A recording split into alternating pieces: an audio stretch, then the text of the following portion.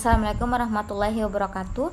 Kembali lagi bersama saya Siti Hajar Ramdun dengan NPM 0227221158, mahasiswi program studi akuntansi kelas 4B. Nah, di sini saya akan membuat video terkait dengan analisis konten atau analisis isi. Nah, untuk mengetahui lebih rinci lagi apa itu analisis konten atau isi, bisa disimak video saya.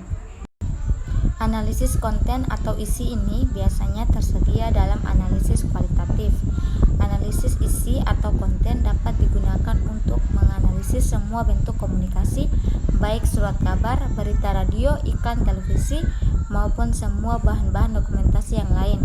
Hampir semua disiplin ilmu sosial dapat menggunakan analisis isi sebagai metode penelitian. Holsty menunjukkan 3 bidang yang banyak mempergunakan analisis ini, yang besarnya hampir 75% dari keseluruhan studi empirik, yaitu penelitian sosioantropologis 27,7%, kemudian komunikasi umum 25,9%, dan ilmu politik 21,5%. Nah, contoh analisis isi atau konten adalah misalnya kita ingin mengetahui apakah lagu-lagu Indonesia sekarang ini lebih berorientasi pada kritik sosial daripada cinta, apakah novel masa kini kebanyakan berpusat pada kehidupan konsumerisme, apakah pidato tokoh politik tertentu cenderung menggunakan kata-kata yang abstrak dan sloganistis, dan sebagainya. Pastinya kalian tentu penasaran dengan analisis konten atau isi khususnya dalam penelitian. Analisis isi atau konten analisis adalah penelitian yang bersifat pembahasan mendalam terhadap isi suatu informasi tertulis atau tercetak dalam media massa. Nah, pelopor analisis ini adalah Harold D. Lasswell yang memelopori teknik simbol coding, yaitu mencatat lambang atau pesan secara sistematis, kemudian diberi interpretasi. Tujuan analisis konten. Analisis isi atau analisis konten banyak dipakai untuk menggambarkan karakteristik isi dari suatu pesan. Paling tidak ada 4 desain analisis isi yang umumnya dipakai untuk menggambarkan karakteristik pesan. Analisis isi atau konten dipakai untuk melihat pesan pada situasi yang berbeda. Situasi di sini dapat berupa konteks yang berbeda, sosial dan politik. Nah, analisis ini dipakai untuk melihat pesan pada khalayak yang berbeda. Khalayak di sini merujuk pada pembaca, pendengar atau pemirsa media yang berbeda. Analisis ini dipakai untuk melihat pesan dari komunikator yang berbeda. Analisis isi tidak hanya dapat dipakai untuk melihat gambaran suatu pesan, melainkan analisis ini juga dapat digunakan untuk menarik kesimpulan penyebab dari suatu pesan. Dalam analisis ini yang menjadi fokus di sini tidak deskripsi dari pesan, tetapi menjawab pertanyaan mengapa pesan atau isi muncul dalam bentuk tertentu. Syarat penggunaan analisis konten. Ada beberapa syarat-syarat dalam penggunaan analisis konten yang tentunya harus diperhatikan, yakni data yang tersedia sebagian besar terdiri dari bahan-bahan yang terdokumentasi atau buku, surat kabar, pita rekaman, naskah atau manuskrip.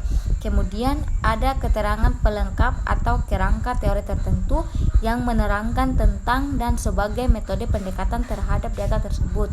Peneliti mempunyai kemampuan teknis untuk mengolah bahan-bahan atau data-data yang dikumpulkannya, karena sebagian dokumentasi tersebut bersifat sangat khas atau spesifik.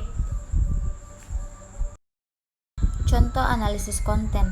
Terdapat contoh analisis isi atau konten analisis yang dilakukan pada film nasional yang berjudul Nanti Kita Cerita Tentang Hari Ini. Dapat disimpulkan, film sebagai sebuah medium dapat digunakan untuk menyampaikan sebuah pesan tentang peran seorang laki-laki atau sebagai suami sekaligus seorang ayah dalam sebuah keluarga. Nah, proses pembacaan teks dalam sebuah film di mana segenap khazanah memori kita terlibat dan akan menjadi landasan, meliputi bahan bacaan lain dari berbagai sumber, akan menjadi wawasan, pengalaman, dan juga sistem nilai masyarakat yang sudah terbentuk dalam diri kita akan turut menjadi sandaran penilaian terhadap sebuah film.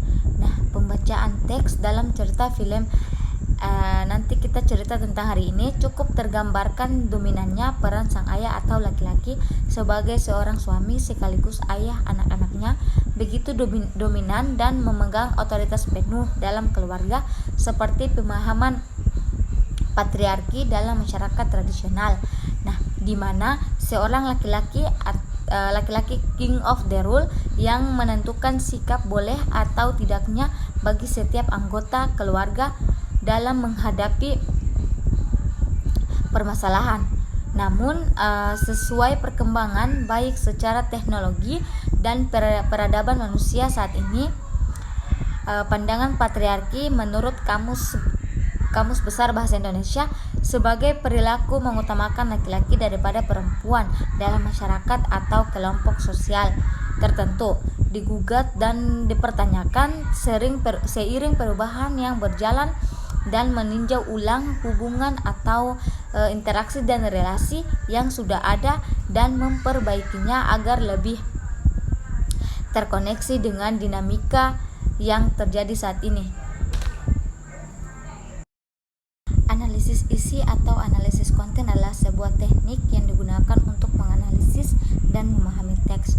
Analisis isi juga dapat diartikan sebagai teknik penyelidikan yang berusaha menguraikan secara objektif, sistematik, dan kuantitatif. Menurut H.D. Laswell, analisis seperti ini disebut dengan semantik kuantitatif. Peneliti dapat belajar banyak tentang masyarakat dengan menganalisis koran, majalah, program televisi, atau musik. Nah, para peneliti yang menggunakan analisis isi atau konten ini tidak mempelajari orang-orang, tetapi mereka mempelajari komunikasi yang diciptakan oleh orang tersebut. Teknik ini terutama dipakai dalam bidang publisistik, psikolog sosial, dan ilmu politik. Selain itu, analisis isi juga digunakan untuk mengukur perubahan budaya dan mempelajari berbagai aspek budaya. Sosiolog juga menggunakannya sebagai cara tidak langsung untuk menentukan bagaimana kelompok-kelompok sosial dipandang.